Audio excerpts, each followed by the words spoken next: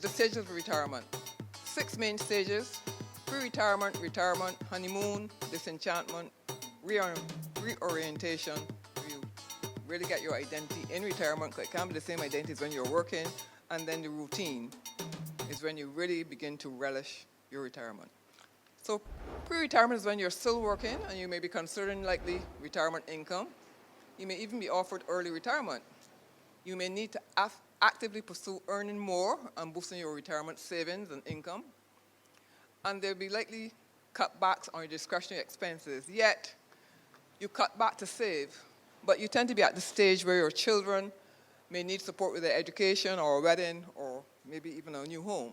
Then you have to make the decision to retire. As I said, it may be early, and you have to have a plan for the funds in retirement. You may not claim Social Security, because the earlier you claim Social Security, the less you do get. And I want to say Social Security is really a very beneficial benefit, national insurance pension, old age pension, because yes, it provides you with an annuity, and what is probably not good for some people, if you don't live to get it or you die early in retirement, that's the end of it. Unlike other pensionable annuities, it will stop when you die. But the point about it is that if you live to 105, it is going to be there like clockwork. So it's a very useful amount to look forward to. The other key point that I want to mention about Social Security is that the normal retirement age at this time is 67 years old. And we're still at a stage where, depending on your age and time, there's an old basis of calculating what you will earn, and there's a new basis. I think it's about 2 more years before it changed completely to the new basis. So I don't want to venture on those complex calculations, but I want to say that whatever you're computed to earn at 67 years old when you retire, you will get 6% less for every year that you retire early. So if you retire at 63, which is 4 years early, you'll be getting 4 times 6%, 24% less. And you may say, that's not really good enough for me. So I want to continue working a little bit more until they can get it down to a lesser percentage deducted. But because it's a annuity that stops when you pass, I have been advised personally by my pension consultant, it's good to claim it when you can get it, and it's still reasonably substantial, because you may not live to get it at all. Medical insurance is also very important when you reach retirement. And as you get into retirement, you may increase your spending because you may have a lump sum you're looking at. But for persons who find that they don't have enough money saved and enough income from pension and national insurance, you may want to work at a lower level or at a lower, shorter period of time.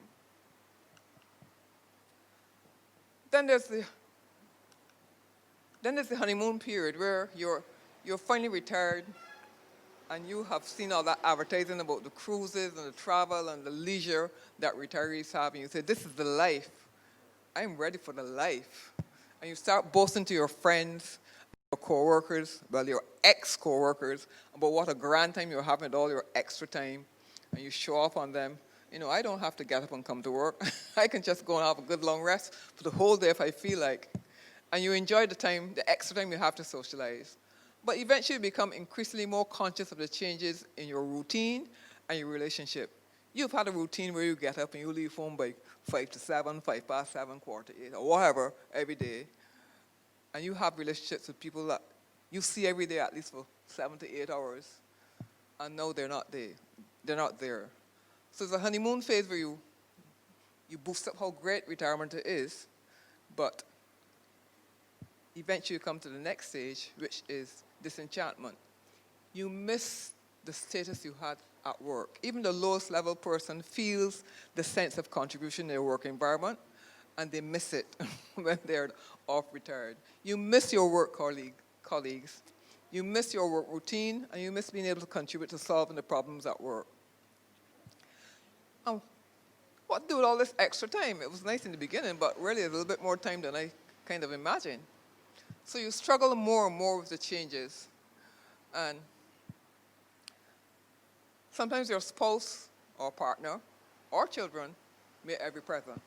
So I have a little cartoon here where a wife sent this letter to her husband's boss, and it says, "About your retirement, Harry, I've just received a letter from your wife. She says she will pay your salary if we will keep you on." And that is not funny, because my husband kind of told me that when I first retired too. He said when I came home, he will leave when I come in, he will go out. But new routines are not quite developed, and you may over-volunteer and put stress on yourself on the number of things that you have to do. So you have to go through a process of reorientation. So no matter how you prepare for retirement before retirement, in my view, having gone through the retirement process, you can't do it fully until you live it. You create and live a new routine. You come to terms with who you are in retirement. You're not the same person. You don't have the same relationship. You don't have the same status. You need to develop new relationships. It may be at church. It may be involved with different organizations. You develop a more precise financial plan. You might find employment in new activities and new relationships. And I find it's very, very useful to have someone who's retired long before you to assist you in going through the process or explain the process to you or encouraging you to be patient. And you move to the final stage where you're really going to be relishing retirement because you've built up a routine that you like. You're more and more comfortable in the role. You've built some new relationships. You've built new routines. You're clearer and more precise about your retirement finances.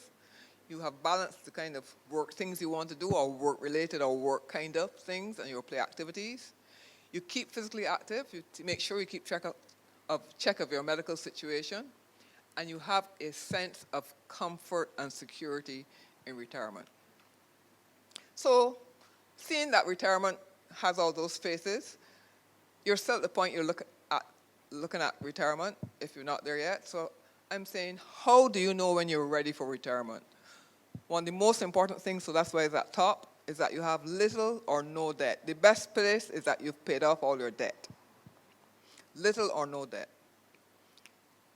You have a livable budget, and that budget is a really strange thing because the budget is interacting with your income and expenses. You may want to have a lifestyle that's way beyond what your income and expenses allow you to have in retirement. So the income and expenses define the lifestyle, and the lifestyle has to be sorted by income and expenses, or you have to cut back to have a lifestyle that can afford the income and expenses. It's good to have ample savings, and it's good to have annuities. The NIS annuity is a good one to have. As I said, it will be there for life. The unfortunate thing about that annuity is that it ends if you die. But you can have personal pension annuities that you set up, and in those cases, it will probably be for a 5-year or 15 or 20 years certain. So even if you die, and you die before the certain period, it will continue for the certain period for your inheritors or who you have as part of your estate beneficiaries. But the point about that annuity, if you live then for 105, that also continues forever. So it's a better position than the national insurance annuity in that it covers you for a certain time period, whether you live or die, but it covers you for life. So if you're ready for retirement, you have a plan for additional time. You may not be exactly right until you actually start to do it, but you have some kind of plan for the additional time, what you'll do with it. You have planned for the connection with others. You've looked at your health insurance, and you've done the visit to the National Insurance Office so you know how much you're entitled to. Retirement is also about saving and saving and saving. So I put this little cartoon here to show that you have a lot of piggy banks, and you have to save for this and that, and each piggy bank here is different, and each piggy bank is a particular category that you're saving for. So are you ready for retirement? What are your sources of income? I just put some sources here, and the entire presentation will be presented to those who have an email address, and that you can get it to them. So I won't go through in detail because I've mentioned some of them before, but I'll start by saying it's good if you have a company pension or some kind of pension from government, a gratuity and pension. And the difficulty with a company pension nowadays is that for many of us who are near retirement or retiring, and we have a company pension, it is a defined benefit plan.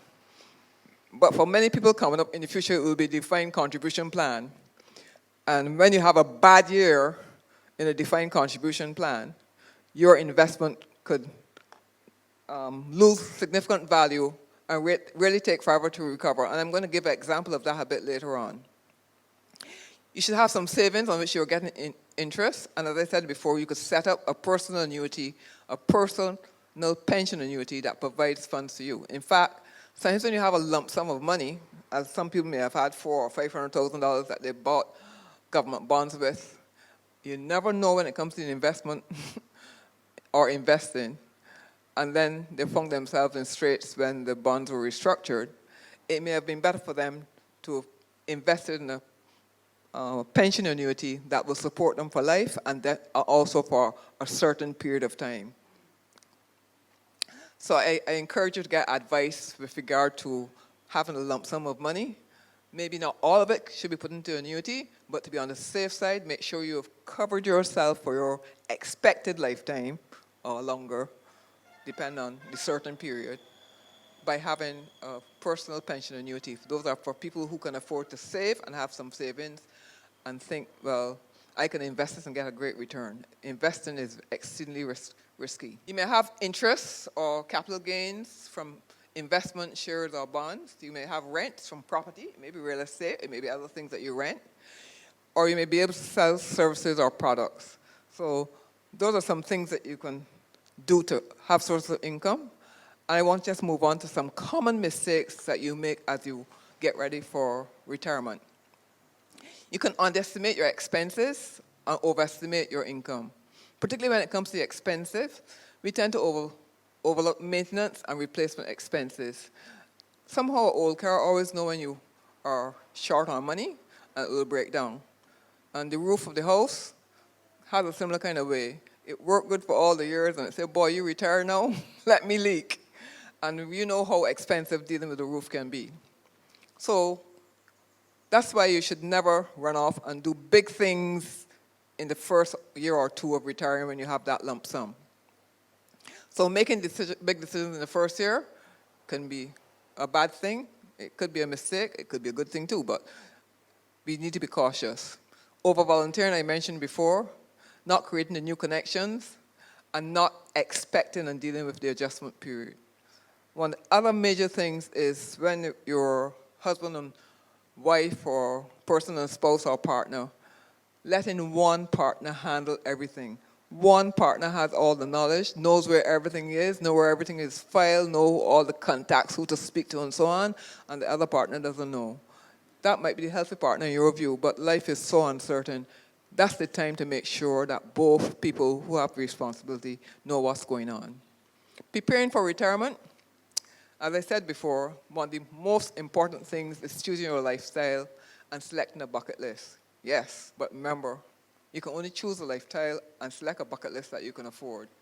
And when I say choose a lifestyle, that could be a whole new seminar by the fact that lifestyle involves where you're going to live, if you get sick or incapacitated, where would you want to be?